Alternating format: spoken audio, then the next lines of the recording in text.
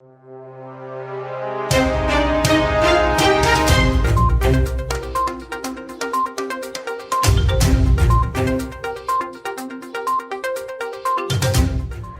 to War India News Hour. Indian consumers are extremely open to adopt AI as the game changer. A study found that if Indian consumers see the potential to increase their competitiveness and make things easier, they typically trust emerging technologies such as AI. At the same time, however, respondents appear to be worried about the ethics behind AI and the potential for it to behave with bias. It is crucial for organizations to understand the expectations, knowledge gaps and desires of AI of their customers in a still maturing technology adoption market like India to implement it optimally. Indian companies are accelerating their AI adoption, particularly as the pandemic forced them to increase their digital engagement capability. By taking an empathetic and ethical approach to AI, businesses can ensure their customers' faith in AI is rewarded with better service, which ultimately leads to an increase in customer loyalty. The key findings are AI is accepted as key for better customer experiences. That is, 84% of respondents agree AI has the potential to provide better customer experiences, improved brand reputation, and increase customer loyalty. Almost 78% said they are comfortable interacting with AI for business-related queries. Let's look into today's headlines in War India. India's infrastructure needs will be $4.5 trillion by 2030, says PM Modi at WEF. While addressing the World Economic Forum's Davos agenda on Thursday, PM Narendra Modi spoke about the successful movement of Atmanirbhar Bharat Abhiyan is committed towards global goods and global supply chain. He also spoke about India's infrastructure needs. It is estimated that the infrastructure needs of India would be around $4.5 trillion by 2040. He added, I believe that the government and industry would have to achieve this goal in unison. India has made rapid strides in 4 pillars of Industry 4.0 or the 4th Industrial Revolution using technology, that is connectivity, automation, artificial intelligence and real-time data, and the government is continuously working towards providing a stable environment and all health. Facebook and Apple's fight intensifies. For years, discord between Facebook and Apple has surfaced. The chief executives of both the companies, Tim Cook of Apple and Facebook's Mark Zuckerberg, have periodically been indirectly warning each other. Apple is making changes that threaten Facebook's business and the fight has intensified. Early next year, Apple plans to start requiring iPhone owners to explicitly choose whether to allow companies to track them across different apps, a practice that Facebook relies on to target ads and charge advertisers more. Tablets and Chromebooks set all-time high shipment records in Q4 2020. The global PC market, including tablets, ended 2020 on a high, posting a third consecutive quarter of annual growth as shipments hit 143.7 million units in Q4, up 35% year-on-year. As a result, total shipments for 2020 grew 17% to reach 458.2 million units, the highest volume since 2015. Lenovo led the market in Q4 and for the full year with shipments of 28.8 million and 87.0 million units respectively. The second placed Apple managed to close the gap with Lenovo and shipped 26.4 million Macs and iPads in Q4, a total of 81.4 million units for the full year. HP, Dell and Samsung made up the rest of the top 5 with each posting double-digit shipment growth in Q4 2020. Amazon Global signs MOU with Government of Karnataka. Amazon India signed a Memorandum of Understanding with the Department of Industries and Commerce, Government of Karnataka, to help drive e-commerce exports from the state. As part of the MOU, Amazon will train and onboard MSMEs from the state on Amazon Global Selling, its exports program, enabling them to sell their unique Made in India products globally to millions of Amazon customers across 200 plus countries and territories. Amazon Global Selling lowers the entry barriers for motivated Indian MSMEs to expand their business and launch their brands globally from anywhere in India. WhatsApp adds extra layer of security to link accounts to computers.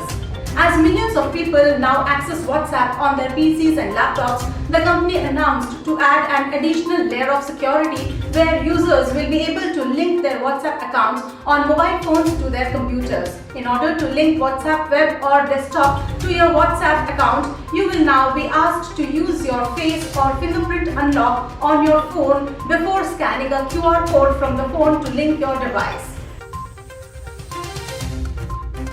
Airtel is now 5G ready, looking for extra spectrum to roll out services. Airtel has recently demonstrated live 5G over a commercial network in Hyderabad city and said that its network is 5G ready and is waiting for adequate spectrum allocation to roll out 5G services in the country, said Gopal Vittal, MD and CEO. Airtel did this over its existing liberalized spectrum in the 18,000 MHz band through the non-standalone network technology. Using the dynamic spectrum sharing, Airtel operated 5G and 4G concurrently within the same spectrum block. One can now import WhatsApp chat history on iOS. It was really a matter of concern what will happen to the old chats and conversations over WhatsApp. Telegram, which is already one of the most popular messaging platforms, is now working on a new tool that lets users import chats from WhatsApp and other apps. The new feature was released on the iOS App Store as part of version 7.4 of the app, but another update was released moments after that, removing the mentions to the migration tool, which suggests that Telegram is still working on this feature before a public announcement. Facebook users' phone numbers are on sale through a Telegram bot.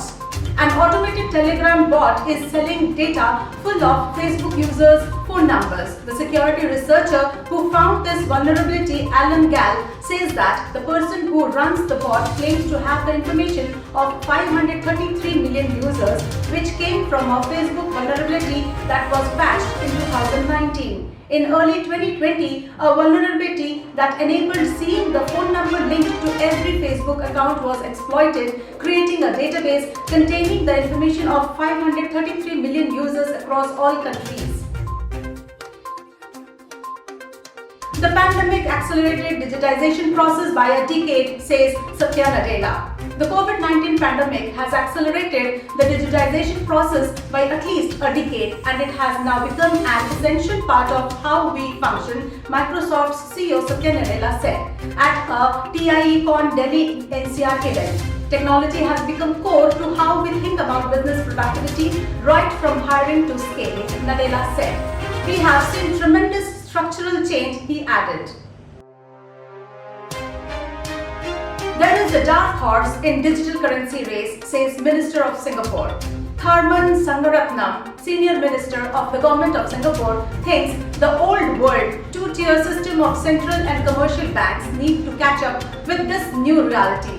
Speaking as part of the World Economic Forum on Digital Currencies at Davos 2021, he believes central banks need to take an extremely open-minded approach to the development of digital currencies and avoid crowding out private players through backing certain horses.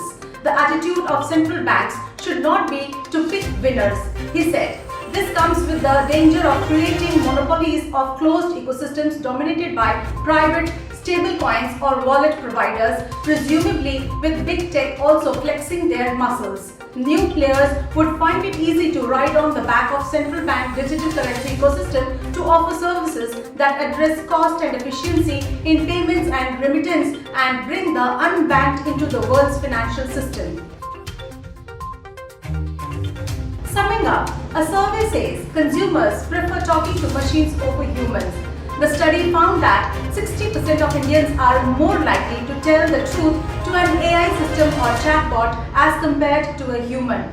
This could be because engaging with a neutral bot would ease people's concerns about the embarrassment of saying the wrong thing or creating a misunderstanding given the huge variety of cultures, subcultures and myriad of beliefs across the country. Most believe AI acts with bias. 80% of respondents believe that AI-based decisions can be biased without any human interventions. As AI models adapt and learn from experiences, only 33% of respondents believe AI will evolve to become less biased over time. Secondly, consumers trust companies they do business with. That is, 85% of those surveyed in India believe companies have a moral obligation to do what's right, that is beyond what is legally required, and 79% of respondents trust companies have customers' best interests at heart. Organizations must ensure they implement AI responsibly to risk losing their hard-earned loyalties. Organizations should adopt transparent and unbiased AI, which means that AI models can explain exactly why a decision was made. By combining AI-based insights with proper AI governance, organizations can more safely adopt AI while driving better customer engagements. With this, let's wind up for the day, but do not forget to like, share, comment and subscribe to War India News Magazine. You can download the War India app from Google Play Store for the latest news and updates. Stay tuned and have a nice day.